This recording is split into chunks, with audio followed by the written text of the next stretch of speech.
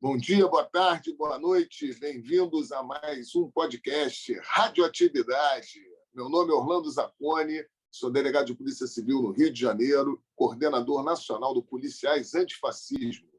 E hoje nós vamos ter a ilustre presença no nosso programa de um grande amigo, magistrado, Dr. Luiz Carlos Valois, o amazonense mais carioca que a cidade do Rio de Janeiro já conheceu.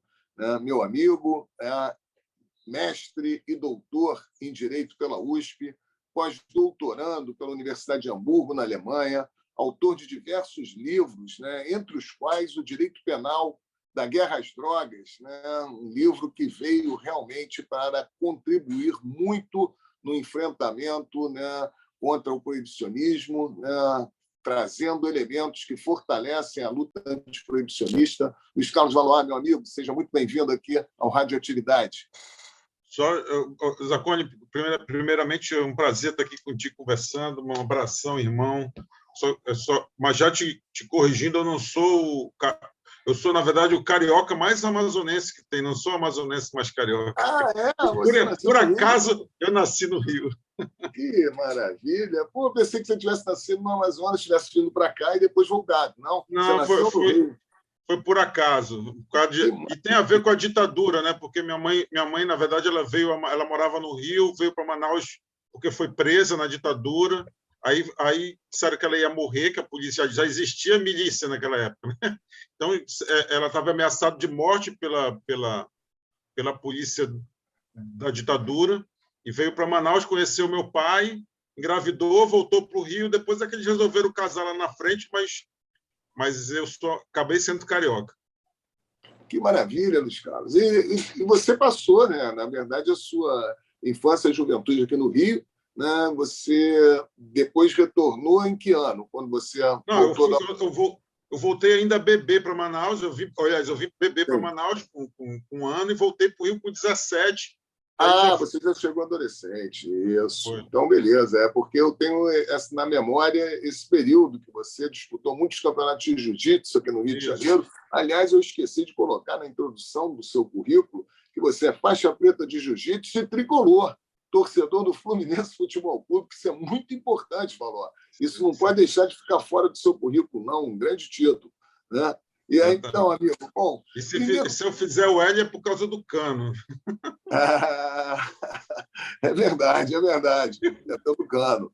E aí, Luiz Carlos, então, bom, vamos começar a bater um papo. Você é juiz de execução penal. A minha primeira pergunta é o seguinte: é possível, de acordo com o que nós temos hoje no Brasil, um juiz de execução penal reduzir danos desse sistema? Porque você disse uma vez uma frase que eu costumo repetir: no Brasil, todo presídio, todo o sistema prisional é ilegal, porque nenhuma unidade prisional em nosso país cumpre o que determina a lei de execução penal. E como é ser juiz de execução dentro dessa realidade, amigo?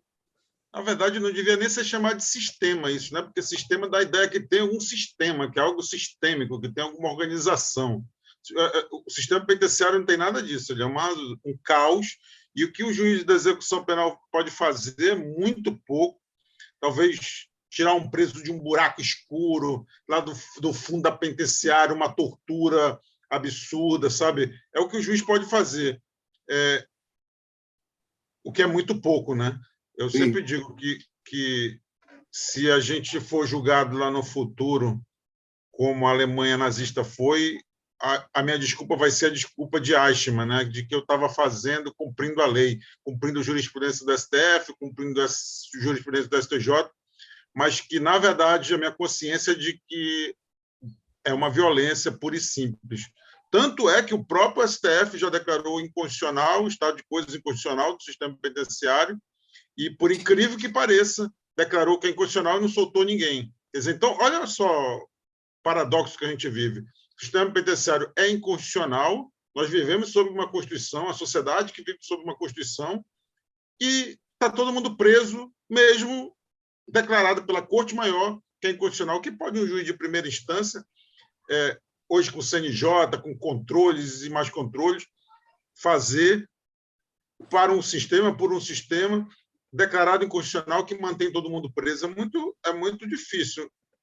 Muito difícil. Você sabe que eu tive uma experiência como delegado à frente de um subsistema prisional, quer dizer, não tem nada tão ruim que não possa piorar, né? Eu fui diretor das carceragens da Polícia Civil. Isso não tem nem previsão em lei, né? Unidades carcerárias em delegacia. E existem muitas no Brasil, né? O Rio de Janeiro, no ano de 2012, acabou com prisão em delegacia. Mas nós sabemos que a realidade do Brasil é que ainda existem muitos presos sob custódia da polícia, o que viola, inclusive, dispositivo de convenções internacionais, que preso não tem que ficar com a polícia. E a gente já pode até imaginar por quê, né? Se a polícia está investigando com um cara preso do lado dela, é muito arriscado. E eu observei uma coisa que eu queria falar contigo sobre essa coisa de que a gente não pode chamar de sistema. Imagina, os presos provisórios, eles não são proibidos de exercer direito político, concorda? Eles podem votar, não existe nenhuma restrição na legislação brasileira que proíba preso provisório de votar. Sabe o que acontece? O Estado brasileiro não permite que os presos votem porque não consegue colocar, né, o preso em condição de votar com uma urna eletrônica dentro do sistema prisional.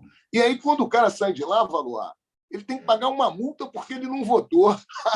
Isso é sensacional mesmo. O cara é privado do direito político de exercer o direito de voto e, quando sai, ainda está devendo ao TRE.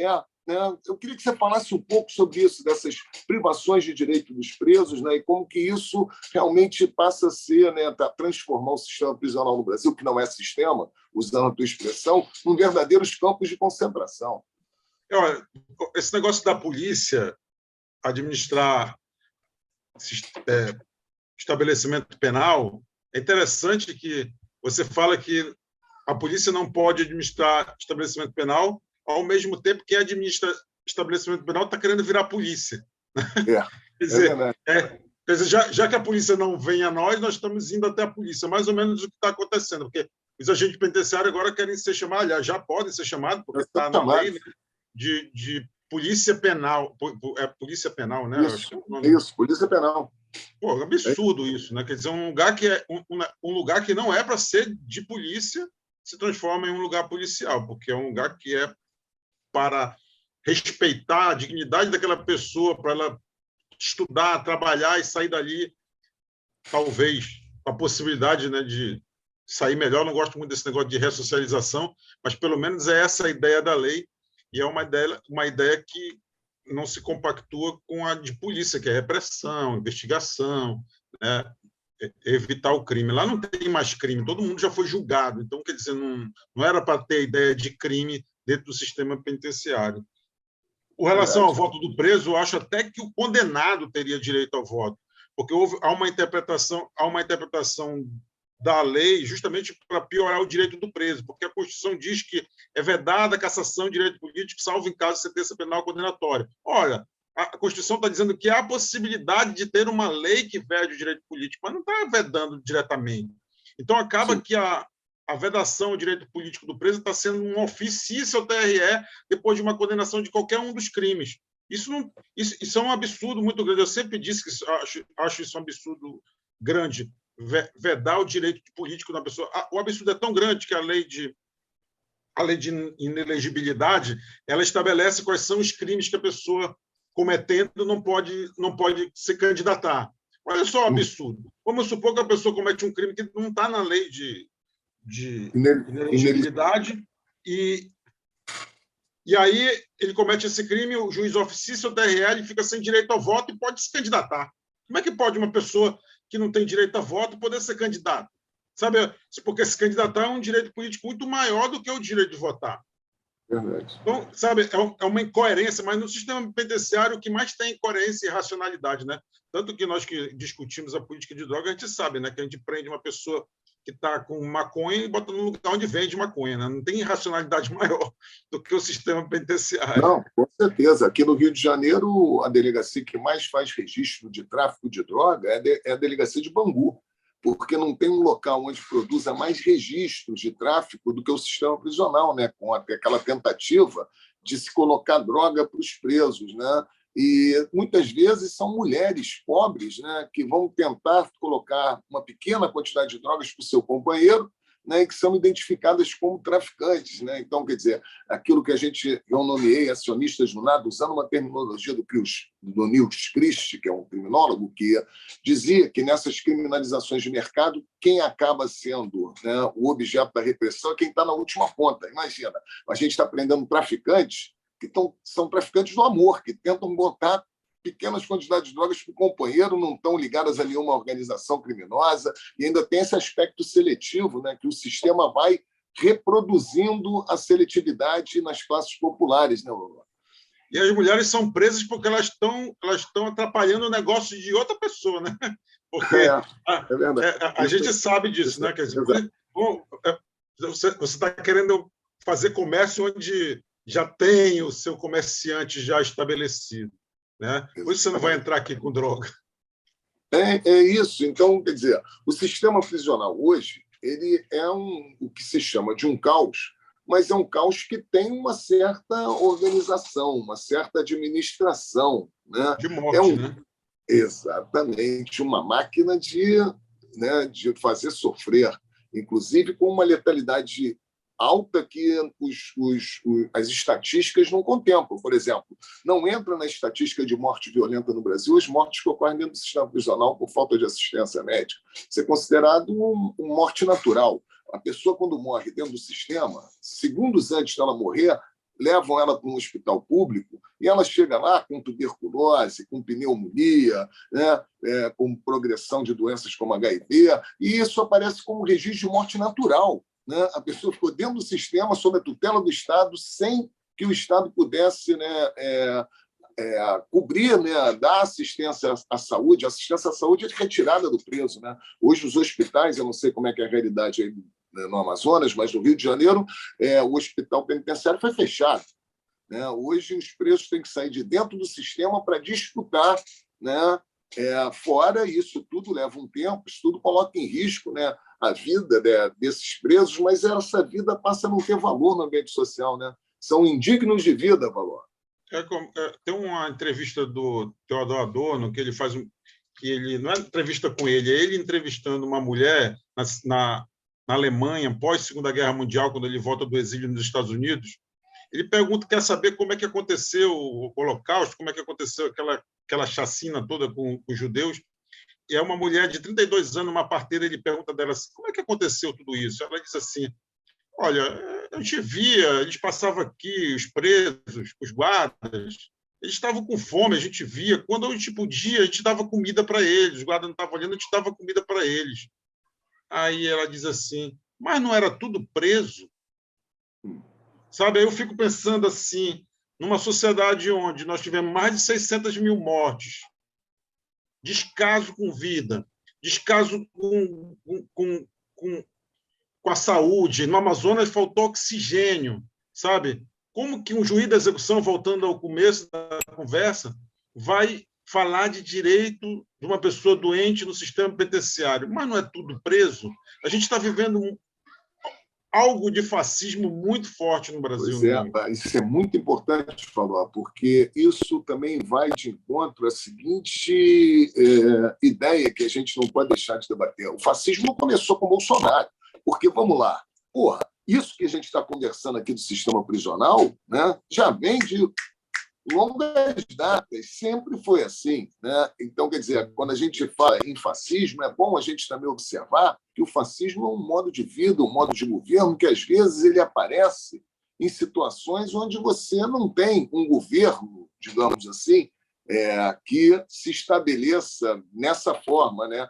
Ou seja, nós temos práticas, o racismo não é invenção do Bolsonaro. O fascista, né? É um liberal desesperado. Isso.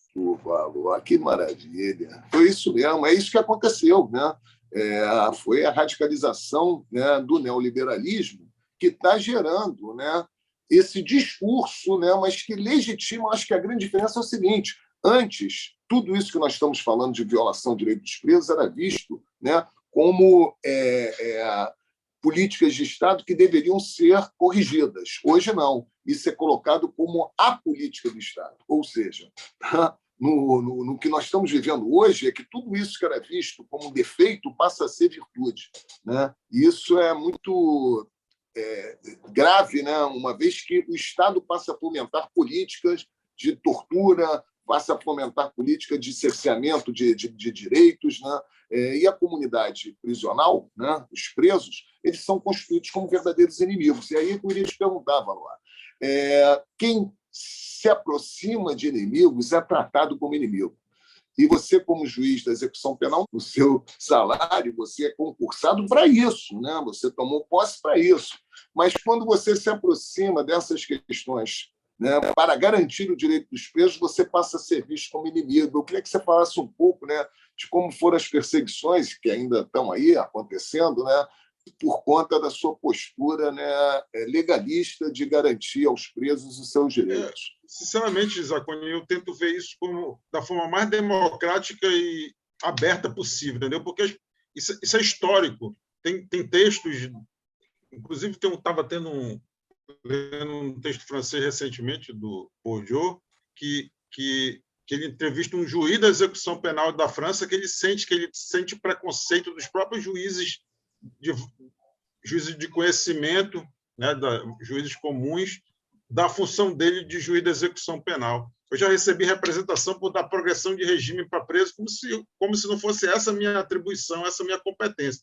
Quer dizer, as pessoas... Eu visito a penitenciária todo mês, a pessoa, o que esse cara está visitando a penitenciária? Pô, mas é a lei que manda eu visitar a penitenciária, entendeu? Quer dizer, eu falo com o preso, visito a penitenciária, olho pelo direito do preso, porque é a lei que manda, tem uma lei mandando isso, sabe? Então, existe um desconhecimento, a própria faculdade de Direito não tem execução penal suficiente, não ensina execução penal, às vezes é um pedaço do Código de Processo Penal, da matéria processo penal, lá no final, o cara fala um pouquinho, já está acabando a disciplina, dá presença e aprova todo mundo e vai embora. Quer dizer, então, ninguém estuda execução penal no Brasil, ninguém estuda, tem essa questão do inimigo, então eu tenho que ser condescendente com esse tipo de coisa, não com as perseguições, porque eu acho que é demais, mas com crítica à atuação, à execução penal. A gente tem que explicar o tempo todo isso, porque direitos humanos não são chamados de direitos humanos à toa, porque se não fosse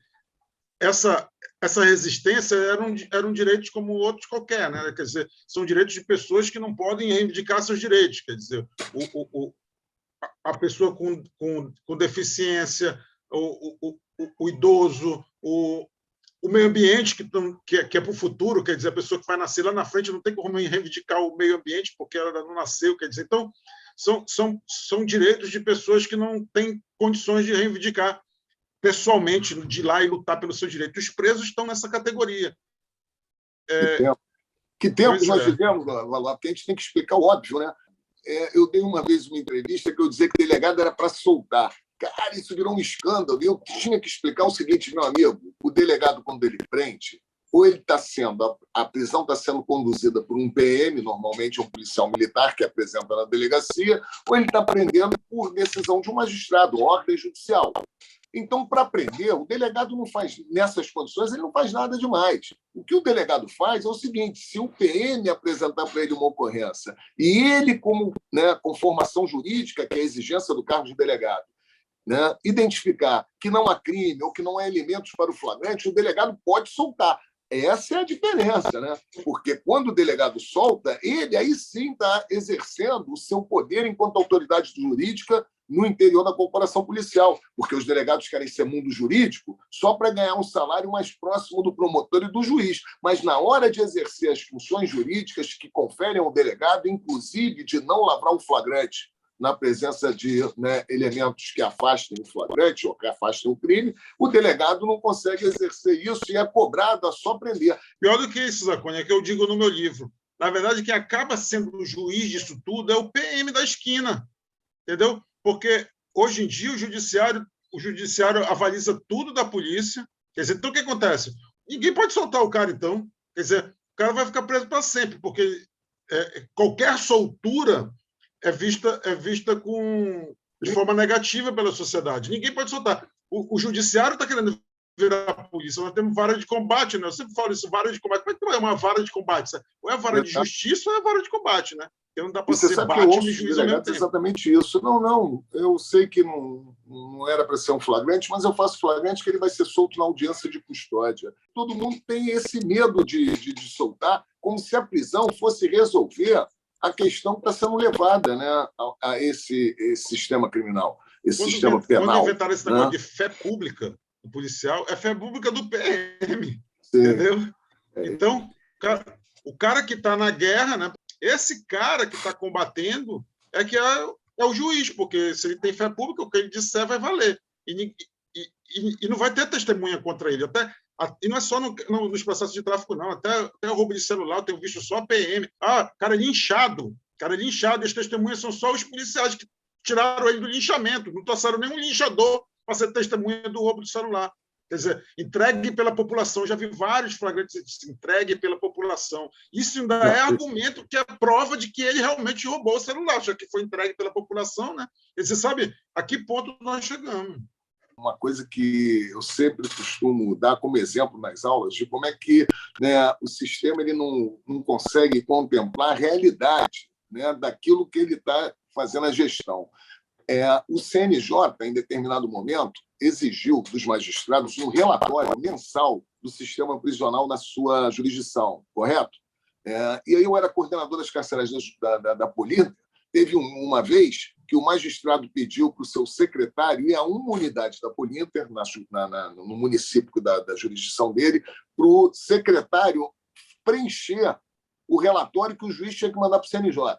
Chegou lá, o secretário virou para o policial, que era o chefe da carcerária, e falou: olha, eu vou deixar para você pedir para o delegado preencher. O policial me ligou, falei: pô, não tenho tempo, preenche você, falei para o policial. E aí depois o policial me disse que quem preencheu o relatório foi o preso de confiança. Aí, o relatório, né, que o juiz encaminhou para o CNJ foi preenchido pelo preso de confiança. Você está entendendo, Valor? Isso Ainda bem que você está gravando isso, porque você já tinha me contado essa história, eu contava e ninguém acreditava. Ainda bem que está sendo gravado. Verdade, foi assim mesmo. O juiz pediu para o assessor ir na unidade, né? Chegou na unidade, ele pediu que o delegado responsável preenchesse para agilizar. O delegado não tinha tempo, pediu para o policial-chefe da carcerária. O policial-chefe da carcerária também não tinha tempo, pediu para o preso de confiança. Quem preencheu o relatório, que foi enviado pelo juiz ao CNJ, foi o preso. Então, quer dizer, nós e você, porque você não é um magistrado de gabinete, porque você sai, vai lá ver como é que as coisas funcionam, né? Nós sabemos que entre o discurso e as práticas jurídicas existem, né, um distanciamento muito grande, né? E, bom, eu queria aproveitar, porque nós faltam 10 minutos assim, para o tempo que a gente prevê para o podcast, eu queria entrar no tema das drogas contigo, porque, Valor, conforme eu falei no início, né, da sua apresentação, a sua chegada no debate antiproibicionista deu uma virada incrível, né, porque você teve coragem, né, de publicar uma obra belíssima, né, com muito fundamento, muita pesquisa, né, do fracasso, né, dessa guerra às drogas. E, além do mais, você se coloca como, né, um militante, um ativista antiproibicionista, porque você, nas suas redes sociais, nas suas entrevistas, embora você seja magistrado, você não deixa de ser cidadão e você tem todo o direito de manifestar suas opiniões em relação ao mundo em que nós vivemos. E você já se manifestou várias vezes sobre a legalização das drogas, inclusive fomos companheiros e caminhamos juntos durante um período na LIP, na Associação dos Agentes da Lei contra a Proibição. Como é que está hoje, na sua vida, né? O que você tem visto aí de avanço, né, na luta antiproibicionista?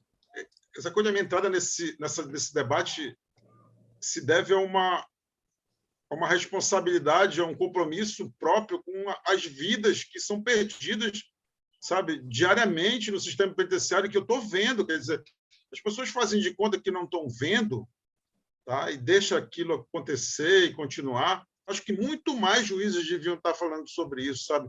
Porque eles são testemunhas dessas mortes, dessa violência que o sistema está fazendo, que não tem nenhuma droga matando como esse sistema mata. Quer dizer, então, é um compromisso, uma responsabilidade que eu acho que todo juiz devia ter. Infelizmente, não é comum isso. E com relação às redes sociais, eu entendo que, sabe aquele artigo jurídico que você publica naquela revista jurídica, naquela revista acadêmica, que ninguém lê, sabe? Para que serve anos e anos de debate para você publicar um artigo para o outro cara que vai publicar também, porque é só citar para botar? Ninguém lê aquele negócio todo, não serve para nada. Quer dizer, se o debate acadêmico não sai da academia para discutir com a sociedade, democraticamente, os problemas que a academia está descobrindo, não serve para nada. Para mim, a rede social tinha que ser, e não só na academia, por isso que eu comecei a falar de responsabilidade. O próprio judiciário, quando ele vê os seus problemas, o judiciário é um poder político. Os poderes políticos são judiciário, legislativo e executivo. Quer dizer, desde Montesquieu é um poder político. Na medida que o judiciário vê um problema, politicamente ele tem compromisso de debater aquilo com a sociedade. A academia é a mesma coisa. A academia, na verdade, ela parece um tribunal. É o professor doutor, o livre docente, não sei o quê, sabe? Cada um com mais pose do que o outro, como se fosse um desembargador, um juiz, um ministro, sabe? É uma coisa, sabe? Essas hierarquias, esses cargos que vão afastando a pessoa da sociedade, cara, do debate. Então, não é à toa que a rede social foi colonizada por ignorância, por fascismo, por violência, porque as pessoas ficam, direitos humanos, não sei o quê, só no artigo científico, sabe? Debate das drogas no artigo científico, não adianta. Eu acho que esse espaço das redes sociais ele tem que ser ocupado por quem debate as questões políticas da sociedade de forma séria. E não deixar para qualquer um não, para as pessoas que não têm estudo sobre aquilo ficarem discutindo sozinho. Não estou dizendo que eles não têm que discutir, tem que discutir. Mas se eles discutem sozinho, vai dar no que está dando. Está entendendo? Sim. Quer dizer, por isso que eu não me furto aí na rede social a responder uma pergunta, a discutir com uma pessoa que não tem a formação jurídica que eu tenho. Eu tento explicar de forma simples, eu tenho que debater. Na verdade, a minha participação nas redes sociais, que isso que se pode chamar de militância, ela vem resultado do meu trabalho e do meu compromisso, que eu acho que tem todo acadêmico e pessoa que exerce um cargo político. Eu queria considerar, inclusive, algo que eu esqueci de falar, Valor, que além, lógico, você não exerce essa sua atividade política somente, né? E é bom dizer que não é político partidário. A atividade política não está impedida, né? Claro. O Estado não é impedido de ter opinião política. Mas você não exerce isso somente nas suas redes sociais, não. Você é membro da Associação Juízes para a Democracia, do IBCCRIM. Você também, né, tem espaços, né, institucionais onde você, né, leva essa militância. Eu acho isso muito importante, né? Eu sou do Movimento Policiais Antifascismo e eu acho que você contribui muito, né, tanto no IBCCRIM como na JD, né, com temas pertinentes, principalmente no que diz respeito, né, à questão prisional e à questão das drogas. E a questão das drogas é um negócio tão amplo, que a gente sabe que nos Estados Unidos ela foi descriminalizada justamente por milionários. Empresários foram a favor da descriminalização, quer dizer, apoiaram a descriminalização. Aqui no Brasil, a gente fica parecendo que a descriminalização é coisa de esquerda ou direita, não tem nada a ver isso. Não é só vida periférica da pessoa negra, pobre, que é a que morre mais, da mulher que é encarcerada, que morre mais. É de vida de todo mundo, porque hoje em dia um trabalhador, um estudante está indo para a faculdade, está indo para o trabalho, e pode morrer de bala, dessa bala que chamam de pedida, mas que é achada, né? Quer dizer, então, é um debate sobre vida, não digo nem que é política, sabe, estrito senso, sabe? É uma política de Estado, sabe? É uma política de Estado que está sendo uma política de morte, né? A nossa famosa necropolítica, que é uma verdade que é a política de drogas. Beleza, Baluá. Olha, eu tenho perguntado a todos os entrevistados aqui do nosso Radioatividade, né, pedindo uma contribuição em relação ao ano. Esse ano é um ano de, né, disputa no campo eleitoral, se elegem deputados, né, nós vamos ter, né, um novo Congresso, e a gente tem que ver que a produção legislativa ela é muito importante, né, para a construção do futuro da nossa nação.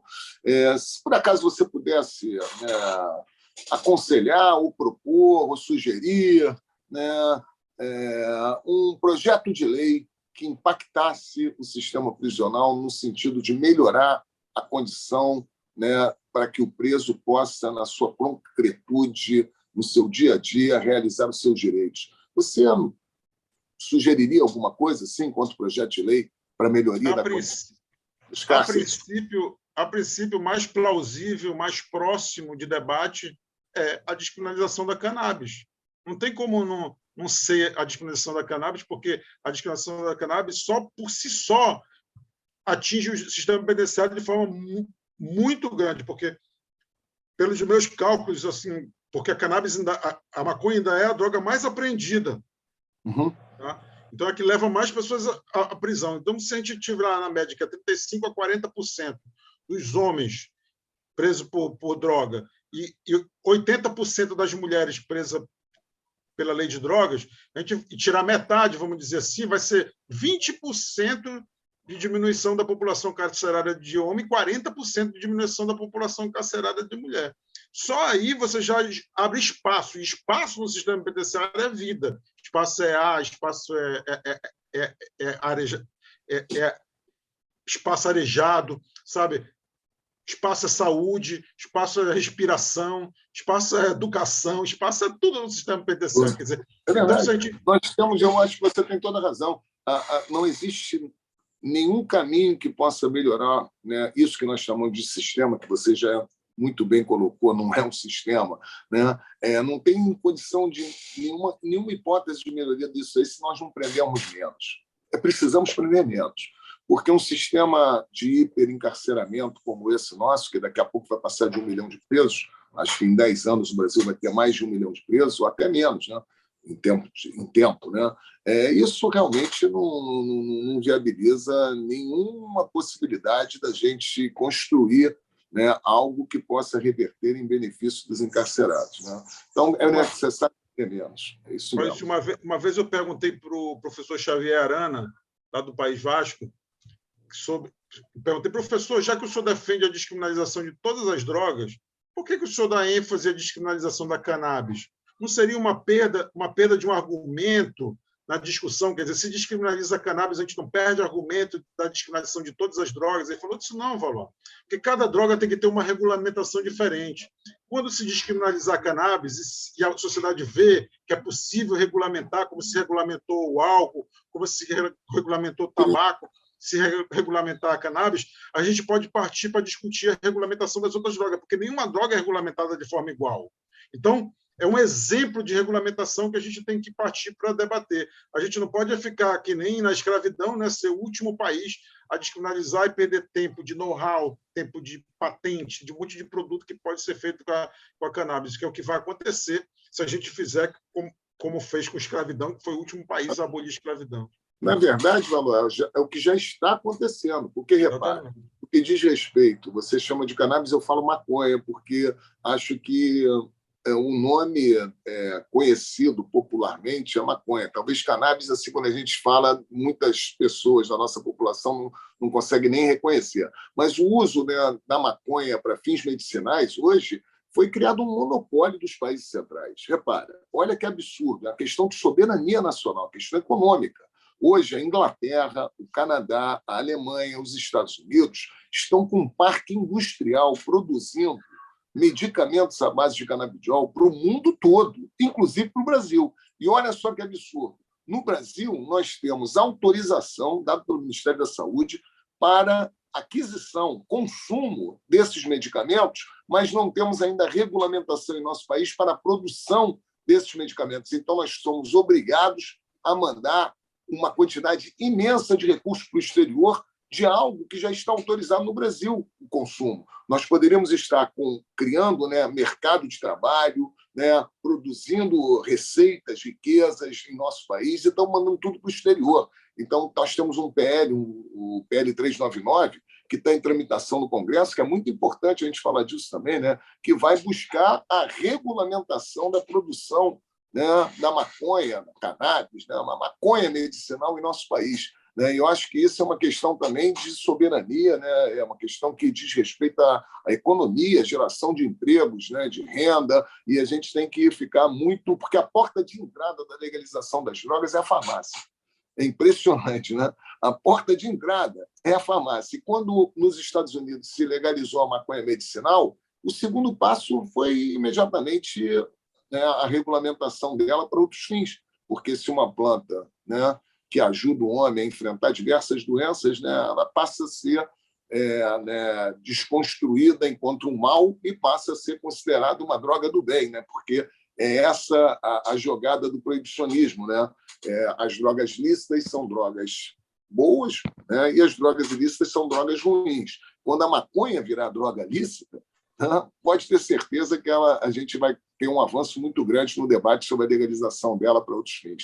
E eu acho que esse é o caminho mesmo para a gente reduzir o sistema prisional, para a gente reduzir danos, né, das balas perdidas e das balas achadas, né, e da guerra em si. Né? No álcool, quando proibiram o álcool nos Estados Unidos, foi a mesma cena, né? Gangues disputando. Isso que você está falando do estigma, por exemplo, a proibição, ela faz com que a pessoa que está usando droga, ela... O problema é da droga, sabe? O cara usou cocaína e se viciou, essa cocaína é um monstro. Aí, quando a droga é liberada, quem tem problema com álcool é o cara. Não é o álcool que tem problema com ele. É verdade, porque é droga lícita. Exatamente. Valuar, meu amigo, eu gostaria de ficar aqui 1, 2 horas, mas nós temos o nosso tempo aí do programa. Eu queria agradecer muito a você, né, pela sua participação, pela sua amizade, pela sua militância, pela sua luta, pela sua postura, né, por tudo, meu amigo. Tenho muito orgulho, né, de tê-lo como amigo. Orgulho mesmo.